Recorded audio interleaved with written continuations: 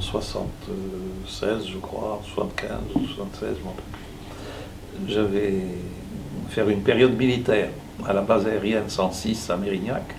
Donc je revais mon plus bel uniforme, et lieutenant, officiel et galon et tout. Puis je me pointe à la base, et les périodes militaires, ça consistait à aller déjeuner avec le colonel. C'était pas terrible, c'était pas trop difficile.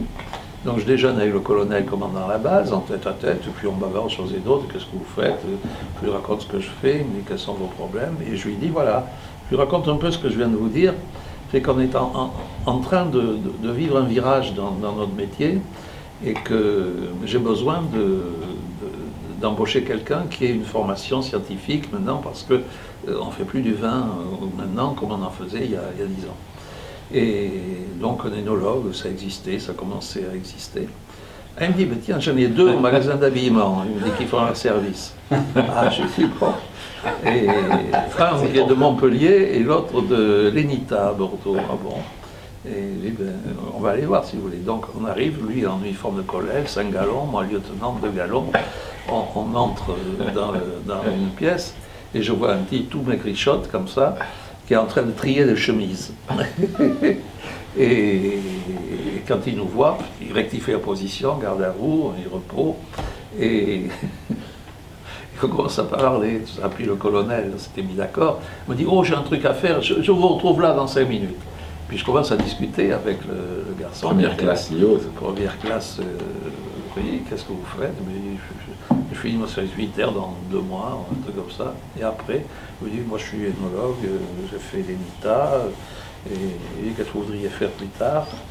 Il me dit, moi mon rêve, ça serait de m'occuper d'une propriété viticole. Et il ajoute, mais il y en a vraiment très peu de possibilités dans ce domaine, et je finirai à vendre des produits phytosanitaires comme les copains.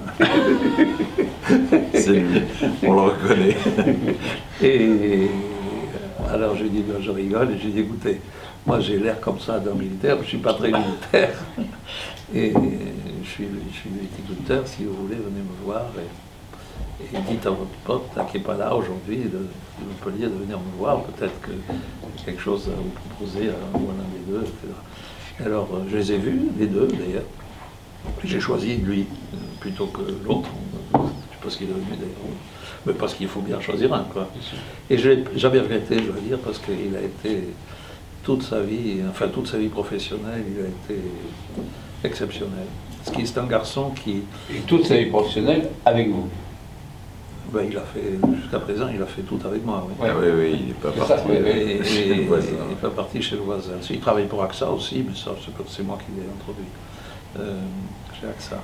Mais parce qu'il réunit ce qui est très rare chez quelqu'un, c'est une très grande compétence technique et une très grande qualité humaine. C'est un très bon patron.